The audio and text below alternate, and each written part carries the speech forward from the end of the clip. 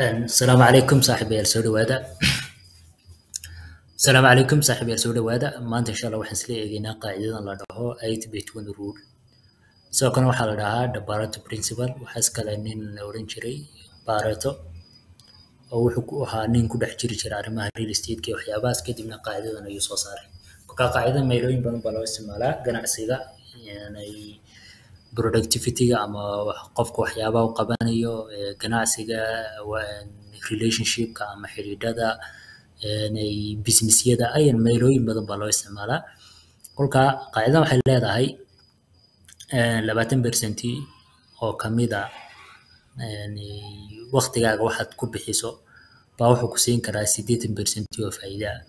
si kale haddaan niraahno 80% oo waqtigaaga kamid ah waxyaabaad ku bixiso baa wuxuu ku siinayaa natiijo aad u yar oo 20% ah عشان wuxuu leeyahay saada xaggan aad ku aragtaan oo kale 20% waxyaabaha waqtigaaga kaaga baxa kolka 24 saac ee maalinka haysato 20% oo kamid ah waxaad waqti ku bixiso baa waxa ku siin kara ku leeyahay 80% oo faa'iido ah ama 80% oo natiijo fiican ama waxaad qabanayso natiijo aad u fiican buu ku siin sidoo kale waxa jirta uu ku leeyahay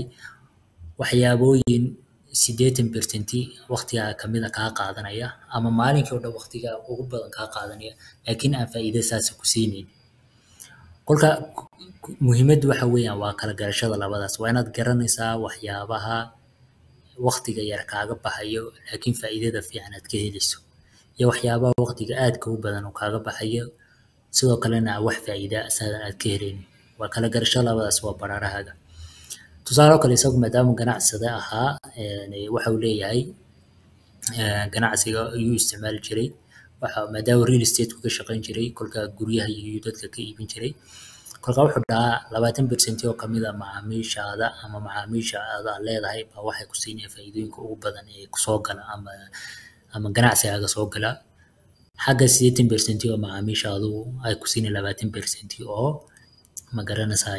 faa'iidada kolka ku dadaalida iyo daryeelida iyo ka warhaynta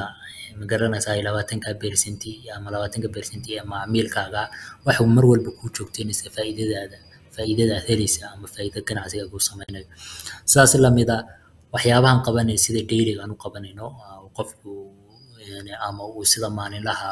u qabanayo wax jira waxyaabooyin aad u badan oo ma garanaysaa waqtigeena inaga dila 24 saacadeed ay sano ama cimrigeena inta ugu badan naga qaata kaasoona wax faa'iido saasayna siinin soo kale waxa jira waxyaabooyin yar yar oo hadii ugu badan hal saac laba saac ay inaga qaadan kara oo maalinka hadii aan sameeyno ina siin karin natiijooyin aad u waaweyn oo kale ayayna siin kolka kala garashada labadaas waa muhiim kolka wax walba oo qabanaysana waa inaad ku salaysaa waxan natiijada iyo faa'iidada aad ka helayso sad xagan arkayso عشان 20% oo hawlahaaga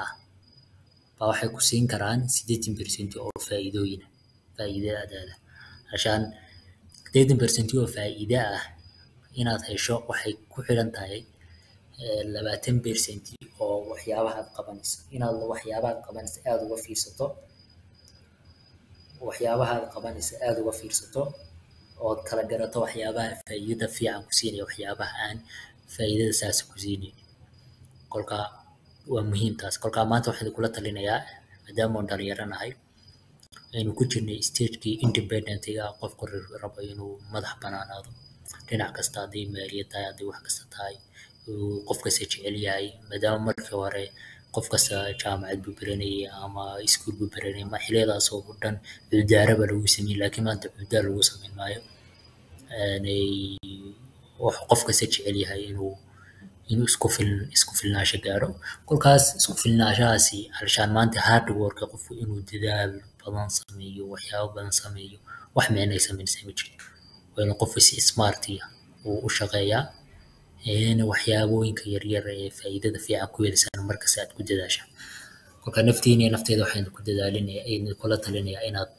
wax walba qabanayso aad qaacidada ku salaysato way jiraan hada shaqadaaba kamid ah hada waxa jira shaqooyino maalin iyo habeenba aad dul fadhinayso kadibna bishii wax yar aad ka helayso iyo waxaa jira haddaad si freelancer iskaga shaqaysato ama si kale iskaga shaqaysato ama ganacsi yar iska bilowdo oo laga yaabo inaadan waqti yar kaaga baxdaba laakiin faa'iido fiican oo dee adigana wax fiican kugu soo kordhiya inaad ka heshaa laga yaabo kolkaa waa meelooyin badan kolkaa wax kastoon qaban waa inaan qaacidadan ku salnaa idin kula talinaya aad iyo aad baa umahadsantihiin wasalaamu calaykum waraxmatullahi taala wabarakatu